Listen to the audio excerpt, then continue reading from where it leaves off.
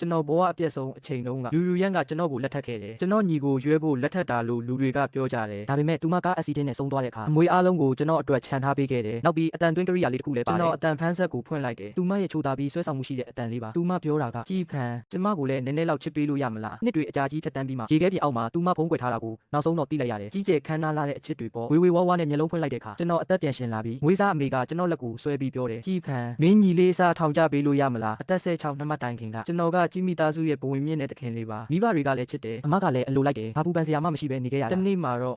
့ကြီးပေါ်တာကနယ်စစ်ဆေးချက်နဲ့အိမ်ကိုရောက်လာတယ်အဲ့ဒီတုန်းကသူနာပြုကကလေးမပေးခင်မှအခုမှသိရတယ်သူကမှကြီးမိသားစုရဲ့တခင်လေးစစ်ပါကျွန်တော်ကတော့သူများနေရာဝင်ယူထားတယ်လို့ဖြစ်နေတာကျွန်တော်ထွက်သွားဖို့စိတ်ကူးခဲ့ပေမဲ့အရင်ချာမိဘတွေကဆုံးပါသွားကြပြီးကြီးမိသားစုကလည်းကျွန်တော်ကိုမိဘမဲ့အဖြစ်မထားရဘူးဒါနဲ့ပဲကျွန်တော်ကိုတရားဝင်မွေးစားလိုက်ကြတယ်မွေးစားမိဘတွေကကျွန်တော်ပေါ်တိတ်ကောင်းကြတယ်အမကလည်းကျွန်တော်ကိုလစ်လူမရှိခဲ့ဘူးကြီးပေါ်တာကလည်းကျွန်တော်ကိုဘယ်တော့မှအခက်မတွေ့စေခဲ့ဘူးကျွန်တော်ကျေးဇူးတင်မိပါတယ်ဒါပေမဲ့နောက်တော့ကြီးပေါ်တာကရိုက်ကွင်းနောက်ကွယ်မှာအတူတူတရုပ်ဆောင်တဲ့သူနဲ့ရန်ဖြစ်ခဲ့တယ်ရန်ဖြစ်ရင်းနဲ့အဲ့ဒီလူကလေကားပေါ်ကနေပြုတ်ကျပြီးလူမမဖြစ်သွားခဲ့တယ်အဲ့ဒီတုန်းက CCTV မရှိခဲ့ဘူးဒါပေမဲ့တယောက်ကတော့တာဝန်ယူရမှာပဲလေကြီးအမေကမျက်ရည်တွေနဲ့ကျွန်တော်စီရောက်လာပြီးကြီးပေါ်တာကိုစားအပြစ်ခံပေးဖို့တောင်းပန်ခဲ့တယ်ကြီးပေါ်တာကကျွန်တော်ရှိမှဒူးထောက်ပြီးဥချတယ်မိမိကိုပါရိုက်တယ်ကျွန်တော်ကိုတောင်းပန်ပါတယ်လို့ပြောရင်ကြီးမိသားစုတစ်ခုလုံးရင်ခွဲမတက်ငိုကြွေးခဲ့ကြတယ်ဒါနဲ့ပဲကျွန်တော်ကောင်းငင်းပြပြီးသူ့ကိုစားအပြစ်ခံယူကငရဲလိုဆင်းရဲတဲ့ဒုက္ခတွေကိုခံစားခဲ့ရတဲ့အစာပိုင်းမှာတော့ကြီးမိသားစုကကျွန်တော်စီလာလေကြသေးတယ်အားနာတဲ့စိတ်ဒါမှမဟုတ်နောင်တရတဲ့စိတ်နဲ့မျက်ရည်ကျခဲ့ကြတယ်ဒါပေမဲ့တဖြည်းဖြည်းနဲ့ဘယ်သူမှရောက်မလာတော့ဘူးတခါကထောင်ထဲမှာလှုပ်ရှားမှုတစ်ခုလုပ်တော့ထောင်ကထွက်ရင်ဘာလုပ်မလဲလို့ထောင်ပိုင်းကမေးတယ်အကြာကြီးစဉ်းစားပြီးမှတေချာရေးလိုက်တယ်ထောင်ကထွက်ရင်အဖေနဲ့အမေကိုတွေ့ချင်တယ်ဘေးကအကျဉ်းသားကဒါကိုမြင်ပြီးကျွန်တော်ကိုရေးတယ်ဒီလောက်ရိုးရှင်းတဲ့အရာကိုရေးရသလားလို့မင်းအဖေနဲ့အမေကလာကြိုမှတေချာပါတယ်မတွေ့ရပဲနေမလားကျွန်တော်ပြုံးမဲနေလိုက်တယ်ဘာမှပြန်မပြောဖြစ်ဘူးဒါပေမဲ့တကယ်ထောင်ကထွက်လာတော့ဘယ်သူမှရောက်မလာဘူးကြီးမိသားစုရဲ့လက်ထောက်ပဲကျွန်တော်ကိုလေးစိတ်လိုက်ပို့ပေးခဲ့တယ်ပြီးတော့ကျွန်တော်ကိုပတ်စံအများကြီးပေးခဲ့တယ်သူဘာမှမပြောခဲ့ဘူးဒါပေမဲ့ကျွန်တော်အကုန်နားလည်လိုက်တယ်အဖေနဲ့အမေကကျွန်တော်ကိုမလိုချင်တော့ဘူးကြီးမိသားစုကကျွန်တော်ကိုကျွန်တော်မှပတ်စံမရှိဘူးမာနာကြီးနေတာမဟုတ်ပါဘူးကြီးမိသားစုပေါ်ထပ်ပြီးအကျွေးမတင်ချင်တော့ယုံပါကြီးမိသားစုကကျွန်တော်ကိုအနှစ်20ကျော်ကျွေးမွေးခဲ့တာကျွန်တော်တို့သားကိုစားထောင်ငါနှစ်ကြပေးခဲ့တယ်အားလုံးအကျွေးကြေသွားပါပြီကျွန်တော်ငှားထားတဲ့အိမ်လေးရယ်ခြေတိုအောင်လိုက်ရှာပြီးမ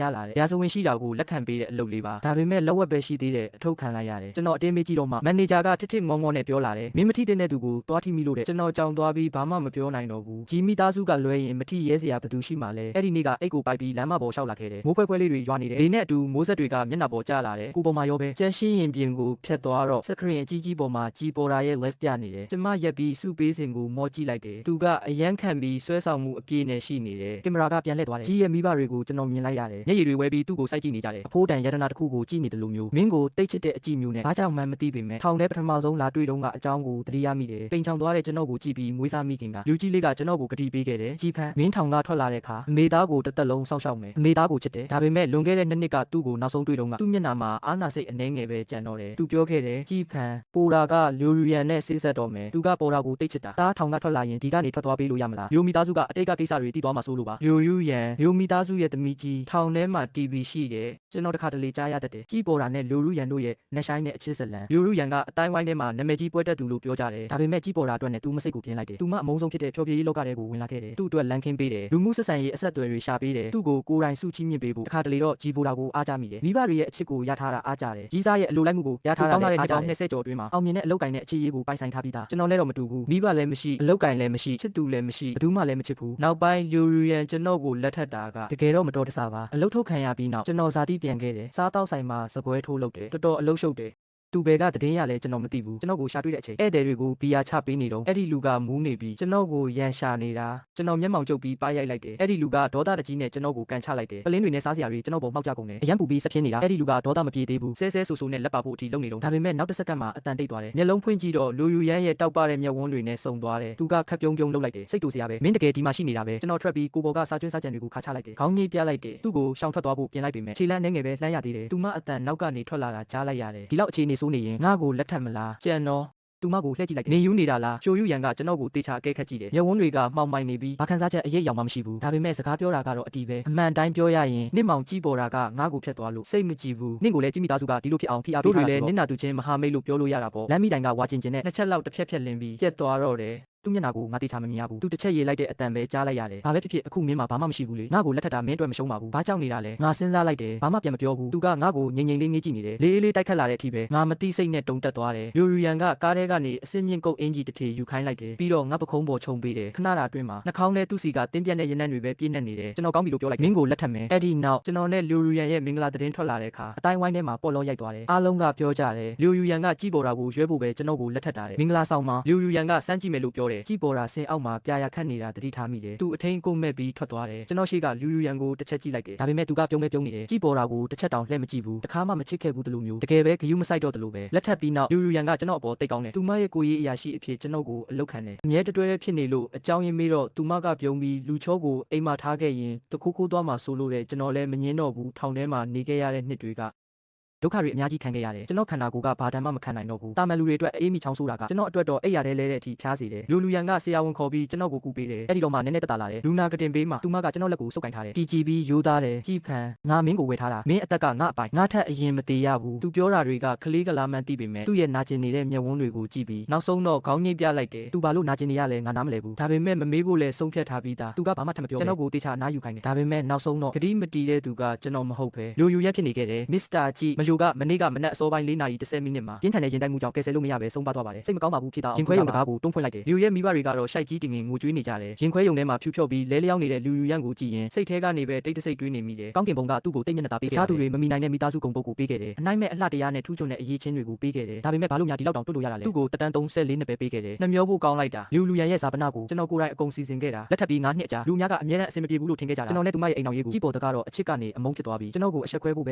ဲအမြဲဆောင်နေတာဒါပေမဲ့ဘယ်သူမှမထင်မှတ်ထားတာကလူရန်ကပိုင်ဆိုင်မှုနဲ့ share အားလုံးကိုကျွန်တော်ကိုအကုန်ပေးခဲ့တယ်သူမမိဘတွေကလည်းဘာမှကန့်ကွက်တာမရှိဘူးသူတို့ထွက်သွားတော့ခါကြီးကိုင်းလို့အရင်လိုတက်ကြွမှုတွေမရှိတော့ဘူးတပတ်အကြာမှာလူရန်ရဲ့ရှေ့နေကအိုင်ဆိုင်မှုလက်ပြောင်းစာချုပ်ကိုကျွန်တော်စီယူလာပေးတယ်မထွက်သွားခင်မှာသူကကျွန်တော်ကိုအတန်သွင်းဆက်လေးတစ်ခုပေးခဲ့တယ်ဒါကမလျိုရဲ့အမှတ်တရပစ္စည်းပါပြုပြင်ပြီးပါပြီမင်းဒါကိုလိုအပ်မယ်ထင်တယ်အတန်ဖန်းဆက်ကိုဖွင့်လိုက်တယ်ကြည်ဖန်အတန်ဖန်းဆက်ထဲကနေလူရန်ရဲ့အတန်ကအေးဆက်ငြိမ်သက်နေတယ်ပြည့်စစ်လိုင်းတန်အနှဲငယ်ပါနေတယ်အတန်ကအရှာဖြစ်နေတယ်ကျွန်မရှင်ကိုလက်ထပ်ခဲ့တာကြီးပေါ်တာနဲ့စိတ်ဆိုးလို့မဟုတ်ဘူးရှင်ကိုချစ်လို့ပါကျွန်တော်ခဏလောက်ကြောင်သွားတယ်စိတ်ထဲမှာတော့တည်ငြိမ်လို့နေပါတယ်ကြိုတိနေခဲ့တယ်လို့မျိုးပါပဲလူရန်ကခပ်ဖွားဖွားလေးပြုံးလိုက်တယ်မင်းလဲဒါတွေကိုမေ့သွားလောက်ပြီပေါ့တို့တွေအရင်ကတည်းကဆုံးဖူးကြတယ်အဲ့တုန်းကရှင်ကကျောင်းမှာလူတိုင်းအားကြရတဲ့စီနီယာအိုင်တော်ပဲဆရာတွေရဲ့အသေးကြော်လေးပေါ့ကျမရဲ့ဆရာဆိုရှင့်အကြောင်းကိုခဏပြောတာသူနဲ့ရှင့်ဆရာစကားပြောပြီးတိုင်းကျမကိုစိတ်ကောက်တယ်လို့နဲ့အမြဲပြောတယ်လူရန်ကအခုနင့်ကိုမုန်းသွားပြီငါနဲ့ဝေးနေစမ်းသူကဆရာလေးတန်းကိုအတူခိုးပြီးပြောနေတာတကယ်ကိုချစ်ဖို့ကောင်းနေရောပဲကျွန်တော်မသိစိတ်ကရဲမိသွားတယ်ဒါပေမဲ့နောက်တစ်ခဏမှပဲပြန်ရုပ်သိမ်းလိုက်တယ်လူရန်ကဆက်ပြောနေတော့မယ်အဲ့ဒီတုန်းကရှင့်ကိုတအားမုန်းခဲ့တာဒါပေမဲ့ရှင့်ကိုပဲစိုက်ကြည့်နေမိခဲ့တယ်ဒါပေမဲ့နောက်ပိုင်းမှာရှင့်ထောင်ကျသွားတယ်တမင်နာကျအောင်လုံးမှုဆိုတဲ့ဆွဲချက်နဲ့ကျမမယုံခဲ့ဘူးအမှန်တရားကိုသိအောင်စုံစမ်းခဲ့တယ်ဒါပေမဲ့ကံမကောင်းတာကကြီးမိသားစုကတဲလွန်စအားလုံးကိုအစဖျောက်ပစ်လိုက်တယ်ဒါနဲ့ကျွန်တော်ဂျီပိုတာကိုစောင့်ကြည့်ခဲ့တယ်လူရန်နဲ့ဂျီပိုတာတို့ရဲ့လူပြောများတဲ့အချစ်ဇလန်းကကျွန်တော်ထောင်ကျရတဲ့အမှန်တရားကိုရှာဖို့သူမရဲ့စင်ကြေတက်ပဲဒါပေမဲ့လူရန်မထင်ထားတာကဂျီပိုတာကနှုတ်အရန်လုံလုံးနေတာပဲဒါပေမဲ့နောက်ဆုံးတော့သူမတဲလွန်စတချို့ရှာတွေ့ခဲ့တယ်ကျွန်တော်ရုတ်တရက်တတိယသွားတယ်မင်္ဂလာမဆောင်ခင်တရက်မှာလူရန်ကအရန်စိတ်လှုပ်ရှားပြီးကျွန်တော်ကိုမေးတယ်ကြည်ဖန်မင်းကလည်းစားချေချင်လားမချေချင်ပါဘူးကျွန်တော်ခေါင်းခါလိုက်တယ်အားလုံးကြေးသွားပါပြီနှစ်အတော်ကြာပြီးတဲ့နောက်ကျွန်တော်နောက်ဆုံးတော့နားလည်သွားတယ်အဲ့ဒီနေ့ကသူအမှန်တရားကိုသိသွားခဲ့တာပဲသူကကျွန်တော်အတွက်အမှန်တရားကိုရှာဖွေခဲ့တယ်လို့ကျွန်တော်အတွက်ပဲအမှန်တရားကိုပြန်ဖုံးကွယ်ထားခဲ့တယ်အရာအားလုံးကကျွန်တော်ကြောင့်ပါလားကျွန်တော်နှလုံးသားကခံစားချက်တွေပြင်းပြင်းထန်ထန်တုန်လှုပ်သွားတယ်တကူလုံးထိမ့်မရအောင်တုံရင်နေတယ်မျက်ရည်တွေတစ်ဆက်ချင်းစီကျလာတယ်အတန်သွင်းဆက်ထဲကရင်းနှီးနေတဲ့အတန်ကိုဆက်နာထောင်ရင်ဒါနဲ့စကားမဆက်ငါတရုပ်ဆောင်ချက်ကတကယ်ကိုကောင်းလို့နေမှာဒါကြောင့်လူတိုင်းကိုလှည့်စားနိုင်ခဲ့တာနင့်ကိုလည်းလှည့်စားခဲ့တယ်နင်းတိလားငါနင့်စီလာရှာတော့ကနင့်ရဲ့အဲ့ဒီမျက်နှာပေးကအဲ့ဒီအကြည့်ကဘလောက်တောင်ချစ်ဖို့ကောင်းလဲထားလိုက်ပါတော့ငါစကားတွေများသွားပြန်ပြီတကယ်တော့ငါအမြဲတမ်းမေးချင်နေခဲ့တာလူရန်ချောင်းတစ်ချက်ဟန့်လိုက်တယ်သူကအမြဲတမ်းအေးဆက်တတ်သူပါအခုချိန်မှာစကားပြောလိုက်တော့အတန်ကတော့လူငယ်တယောက်ရဲ့ရှက်ရွံ့မှုတွေပါနေတယ်ကြည်ဖန်းနေငါကိုပြန်ချစ်ပေးလို့ရမလားဒီဘဝမှာမကြားနိုင်တော့ရင်တောင်နောက်ဘဝငါနင့်ကိုလိုက်ရှာတဲ့အခါကျမှပြောပြပါကားပရိတ်အုပ်တန်နဲ့လူတွေရဲ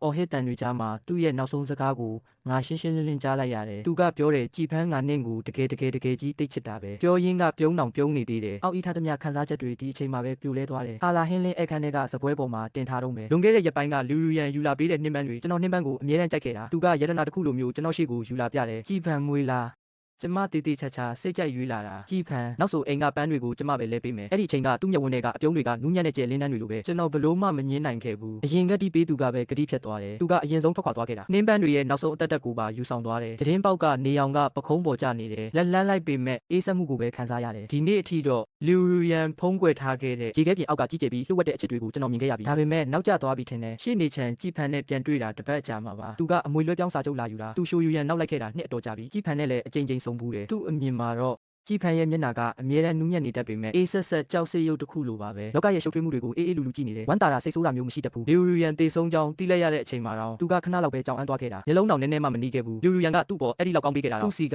မျက်ရည်တစ်စက်တောင်မရခဲ့ဘူးရှေ့နေချန်ကလူရန်အတွက်မတန်ဘူးလို့စိတ်ထဲမှာတွေးခဲ့ဘူးလေဒါပေမဲ့ဒီတစ်ခေါက်အခန်းထဲဝင်ချင်းမှာပဲကြည်ဖန်ကညှိုးနှွမ်းနေတဲ့ပန်းဖြူစည်းတွေကိုပွေထားတာမြင်လိုက်ရတယ်မျက်နှာကသွေးမရှိသလိုဖြူဖြော့နေပြီးရှေ့နေချန်ကိုမြင်တဲ့အခါကြည်ဖန်ကယဉ်ကျေးတဲ့အပြုံးလေးတောင်မပြခဲ့ဘူးအေးအေးဆေးဆေးပဲပြောပြတယ်ရှေ့နေချန်လူရန်ရဲ့ပိုင်ဆိုင်မှုတွေကိုမိဘမဲ့ ကေဟာကိုလူလိုက်ပါကျွန်တော်အဲ့ဒါတွေမလိုချင်ဘူးညှိနိုင်ဖို့လုံးဝစိတ်မကူဘူးပြန်ခါနီးမှာရှေ့နေချန်ကမနေနိုင်ပဲလှဲ့မိတယ်မျိုးမလေးကိုချစ်ခဲ့တာမှတ်မိသေးလားကြည်ဖန်ကတော့ပြုံးမဲ့ပြုံးပြတယ်ဘာမှပြန်မဖြေခဲ့ဘူးနှစ်ပေါင်းများစွာကြာပြီးနောက်ကြည်ဖန်ကမီဒီယာတွေအလူရက်ဖော်ပြရတဲ့အလူရှင်ဖြစ်နေပြီမိဘမဲ့ကလေးအမြောက်များကိုထောက်ပံ့ခဲ့တယ်သူ့ကိုပြန်တွေ့ရချိန်မှာတော့နာမကျန်းဖြစ်နေတဲ့ကတင်ပေါ်မှာကြည်ဖန်ကအသက်45နှစ်ပဲရှိပါသေးတယ်ဒါပေမဲ့သပင်တွေဖြူဖွေးနေပြီအဲ့ဒီအချိန်မှာသူကပတင်းပေါက်ကိုငေးကြည့်နေတယ်စုံတယောက်ကိုမြင်နေရတယ်လို့မျိုးမျက်နှာပေါ်မှာလူငယ်တယောက်လိုရိုးသားမှုတွေနဲ့ချစ်တယ်အမြဲတမ်းသဘောကျခဲ့တာကျွန်တော်မျက်လုံးပြန်ဖွင့်လိုက်တဲ့အခါမြင်လိုက်ရတဲ့မြင်ကွင်းကြောင့်လန့်သွားတယ်ကြည်ဖန်အမေတောင်းပန်ပါတယ်မင်းကြီးလေးကိုကဲပါဦးမင်းကြီးလေးကငယ်သေးတယ်လေထောင်ထဲဘလို့သွားလို့ဖြစ်မှာလဲအကိုကျွန်တော်တကယ်မှသွားမှန်းသိပါတယ်ကျွန်တော်တမင်လောက်တာမဟုတ်ဘူးကျွန်တော်ထောင်မကြချင်ဘူးကျွန်တော်ကနာမည်ကြီးမင်းသားတယောက်ပဲထောင်ကျသွားမယ်ဆိုရင်ကျွန်တော်ဘဝကြီးတစ်ခုလုံးပျက်စီးသွားမှာအမောင်ထူတဲ့ကနေနိုးလာတဲ့အချိန်မှာနားထဲမှာစူညံနေတဲ့ငိုတန်တွေကိုကြားနေရတယ်ခေါင်းကလည်းတော်တော်ကိုက်နေတယ်မျက်လုံးကိုဖြည်းဖြည်းချင်းဖွင့်ကြည့်လိုက်မှအရာအလုံးကိုမြင်လိုက်ရတယ်ကြည်ပေါ်တာကကျမ်းပြင်ပေါ်မှာဒူးထောက်ရက်သားမြေကြီးပေါ်မှောက်ပြီးငိုနေတယ်ကြည်ရဲ့အဖေကသူ့ကိုတနာစွာဖက်ပြီးနှစ်သိမ့်နေတယ်ကြည်ရဲ့အမေကကျွန်တော်လက်ကိုအတင်းဆုပ်ကင်ထားတယ်မျက်နှာနဲ့မျက်လုံးမှာမျက်ရည်တွေနဲ့ပြည့်လို့စကားတန်တွေတုံရင်းနေပေမဲ့အရန်ကိုတီကြီးလေးနဲ့နေတယ်ကြည်ဖန်မင်းကြီးအစားထောင်ထဲသွားပေးလို့ရမလားကျွန်တော်ဘာမှမပြောဘဲသူ့ကိုကြည့်နေမိတယ်ကြည်အမေကအန်ကျိတ်ပြီးပြောတယ်ကြည်ဖန်အခင်းဖြစ်တဲ့နေရာမှာ CCTV မရှိဘူးမင်းနဲ့ပေါ်တာပဲရှိနေခဲ့တာပါပါရာစီတွေရိုက်မိတာကလည်းကြောပြင်ပဲဘာမှခွဲခြားလို့မရဘူးမင်းကမုတ်ရံကိုမတော်တဆတုံးမိတယ်လို့ဝန်ခံလိုက်ရုံပဲရဲတွေလည်းဘာမှရှာတွေ့မှာမဟုတ်ဘူးစိတ်ချပါမင်းထောင်ထဲရောက်သွားရင်အမေအကုန်စီစဉ်ပေးမယ်ဒုက္ခမရောက်စေရဘူးမင်းထောင်ကထွက်လာရင်ကြည်မိသားစုကမင်းကိုတစ်သက်လုံးစောင့်ရှောက်မှာပါအရင်ဘဝကလည်းသူဒီလိုပဲပြောခဲ့တာဒါပေမဲ့အမခံချက်ကတစ်နှစ်ပဲခံခဲ့တယ်တတိတွေတက်တန်းကုန်သွားပြီးနောက်ကျွန်တော်တယောက်ခန်းကနေအနှင်ထုတ်ခံရတယ်ရုပ်ချောလို့တချို့လူတွေရဲ့အနိုင်ကျင့်တာခံခဲ့ရတယ်လက်စားချီတာရိုက်ခံရတာဆဲဆူခံရတာတွေစိတ်ခက်တာထိတောင်ခံခဲ့ရတယ်ခါတီလုံးလို့ပြောမပြနိုင်အောင်ဒါပေမဲ့ဘယ်သူမှကျွန်တော်ကိုလာမတွေ့ခဲ့ဘူးထမင်းတွေက